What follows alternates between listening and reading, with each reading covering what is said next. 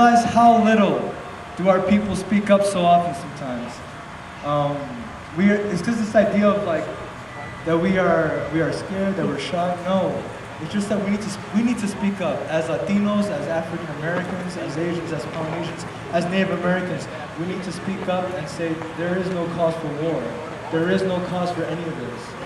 There is no cause to go ahead and send those who are poor, regardless of color, to front lines, because the military will do that sometimes. The military will go ahead and go to high schools, especially alternative high schools where children are poor, where children are suffering, where children in educated circumstances don't have too much hope, and they say, here's a golden nickel, here's a golden coin, I should say, and go ahead and fight for us, and we promise you will receive so many benefits. And oftentimes that's not the case, especially with undocumented youth. They say so much to like blaze the path ahead of them. But that also is not true for many of them, in many cases. Paul Flores speaks right to the soul of it. These are brown dreams. These are dreams that are often unauthorized, that have no kind of verification or anything like that. They have no substantialness behind them. And so I reflect what Paul Flores says when he says, these brown dreams are all our brown dreams. They are our brown dreams. And he says that because he loves his people, and I love my people. I love my people, and I love our people. I love people everywhere. I'm from New York. I'm not angry, I don't hate anybody. But at the same time, we need to fight against these laws. Laws who oppress those of color, laws who oppress those of poorer section. And as well, like these wars are often driven against the people of color attacking people of color. What is the justice in that? There is no justice. Poor attacking poor, there is no justice in that either. And so here I am just to say, long live our brown dreams. Everybody make some noise for Tino, one more time, here we go. Up next is William Van Wagenen. Will heads The Mormon Worker, a newspaper that combines core Mormon ideology with radical politics. He has been to the Middle East, is still at the forefront of the struggle for undocumented worker rights, and continues organizing for United for Social Justice and the Revolutionary Students Union. Without further ado, William Van Wagenen. Hey, thank you everybody for coming out. Sometimes speaking at rallies like this, it's a little bit tricky to know what to speak about because everyone's really educated about the issue. But I'll just say a few things anyways, and hopefully a little bit of it will be new. I had a chance to go to Iraq in 2005 and 2006 working for a small human rights organization. And so I was able to see firsthand the devastation and destruction and the killing that resulted from the U.S. Invasion of Iraq. And over the years watching the media coverage of the war, most all of it focused on suicide bombings. So you kind of get that impression that that's how most of the people in Iraq died. And that's actually not the case. Obviously many have died in that way, which is very tragic. But most of the people who have been killed in Iraq were killed in one of two ways. Number one was from primarily bombing by the US Air Force, airstrikes. That was the case up until about 2005. After that, as a result of different things the United States did, which I'll talk about in a second, a civil war broke out between one ethnic group in Iraq, the Shiites, and another ethnic group in Iraq, the Sunnis. And then most of the deaths that resulted after that were actually due to gunshot wounds.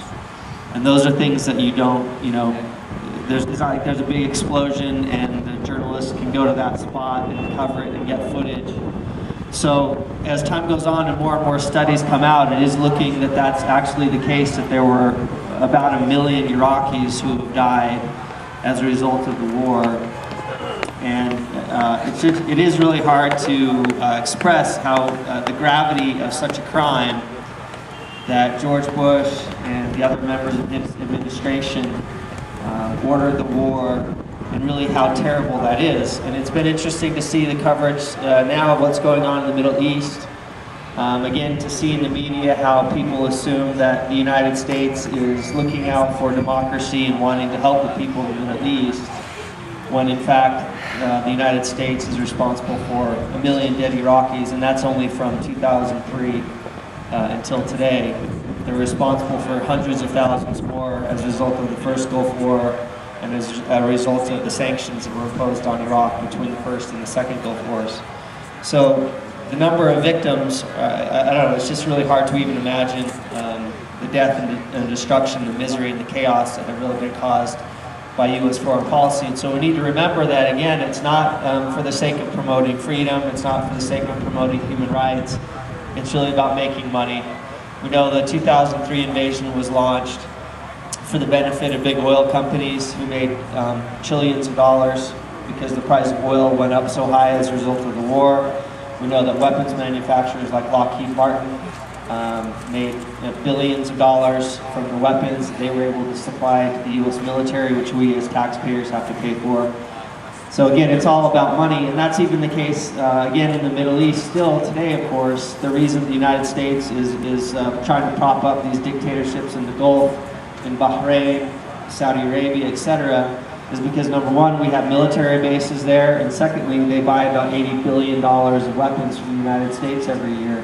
And if those governments fall, we lose our military bases, and we can't sell weapons to their governments because their governments would then be hostile to us. So we need to remember that it really is about money, and that the victims in these wars are, of course, the people in Iraq, for example, who were killed, and then secondly, the other victims are the soldiers, the U.S. soldiers. You know, almost every, not that I've spoken with like that many soldiers, but the few that I have spoken with, they join the military for good reasons. They want to get an education. They do believe what they're told by their parents, by their leaders at church, by the media, by the politicians, that this war is going to be a good war, you're going to help the people over there in that country. And so that's the mentality that many soldiers have going in.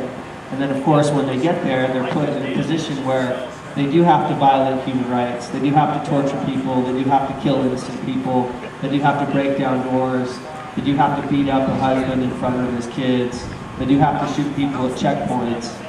And so that's what our job should be here in Utah. We can't affect the big policies. We can't, you know, be in Washington and have any influence on what happens to the politicians there. But one thing we can do is try to fight against the recruiters that are trying to get the youth of our state into the military and put them in these situations. So one thing that the RSU is doing under the leadership of Brett is we're getting a counter recruitment program started to try and counter all of the false propaganda that the recruiters tell the students. So that's something that we need people's help on. So if that's something you're interested in getting involved in, again, it's just something that's getting off the ground. Please talk to Brett afterwards. We'd really love your help, especially any veterans. If you are interested in coming and speaking to groups of students at Utah Valley University or at the University of Utah, we're going to be setting up events like that to have veterans come and speak and tell these kids what the reality of joining the military is like. So if that's something you'd be willing to help out with, we'd love to have you come and speak, and we'll organize everything and make sure that there's people there to hear your message. We'd really appreciate that. So I guess I'll leave it at that, and thank you guys again for coming out.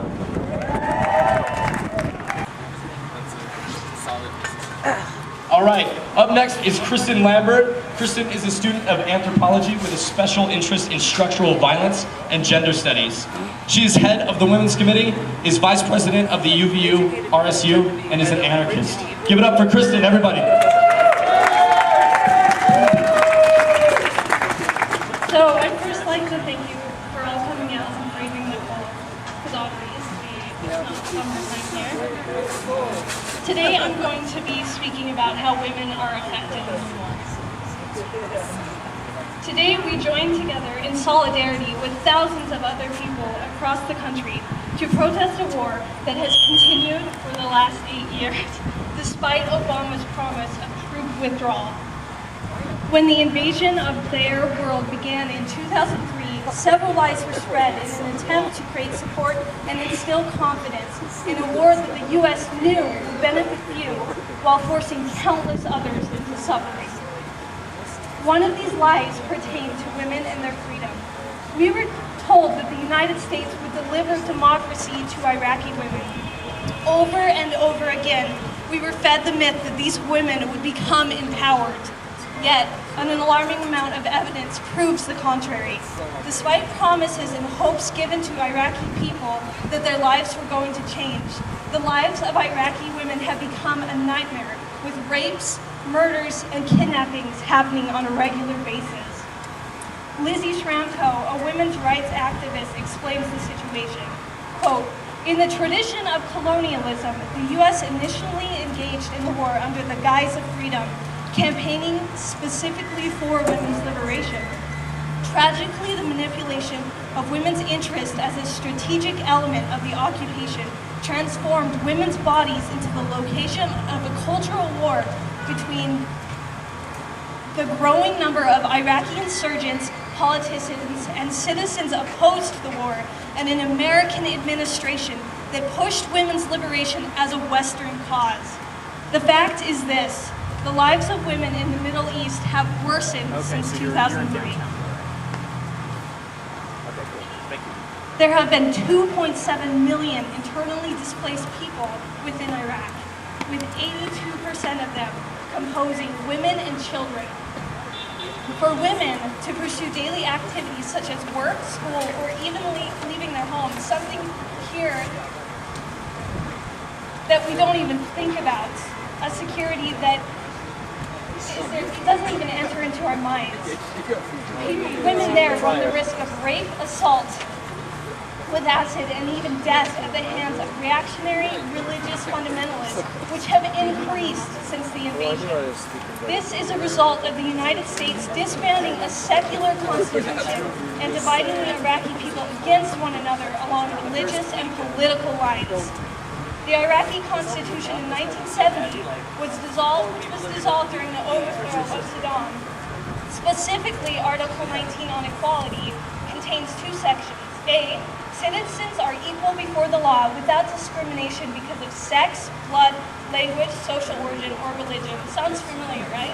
Sounds familiar to the United States. And B, equal opportunities are guaranteed to all citizens according to the law. This document provided women's rights, although limited, I think we can all agree on that, in the Muslim world. But since the invasion, women's rights have fallen to the lowest in Iraqi history. We must recognize the fact that imperialism never brings revolution. Even a reactionary dictatorship provided more rights for women than an imperialist superpower that promises them democracy. One survey of 1,500 Iraqi women demonstrates the lack of support held for the United States for the women that they supposedly liberate. When discussing hope for the future, 85% of respondents described the situation in Iraq as bad, very bad, and 88% expressed a great deal of concern that they or someone living in their household would become a victim of violence. When discussing security, 71% of respondents said they did not feel protected by U.S. soldiers, and 65% said that overall, the presence of the U.S. security forces in Iraq is making the security in the country worse. 67% of these respondents stated that their ability to walk down the street as they please has gotten worse since the U.S. invasion. What kind of liberation is that? With violence against women, 63% of respondents stated that violence against women is increasing. When asked why, respondents most commonly said that there is less respect for women's rights than before, that women are now thought of as possessions, and that the economy has gotten worse. The war in the Arab world has brought no form of liberation to women, and each year more money is funneled into war while social programs are being cut on a regular basis. It is atrocious that access to education is denied because of lack of funding, when money is being used to support the rape and murder of people defending their rights. Fund education, not occupation. Fund education, not occupation. Fund education, not occupation. Fund education, not occupation. We have joined together today to exclaim resolutely and with much vigor, no more will the rape of women in occupied countries by foreign military members in communities and families be torn apart by war, people left in poverty to survive without access to basic needs. No more will people be forced into submission by the threat of violence so that imperial forces can drain national resources and flourish financially from the destruction of these people's livelihoods. No more U.S. occupation. If liberation is to come, it must be from a revolution of the people, by the people, and for the people.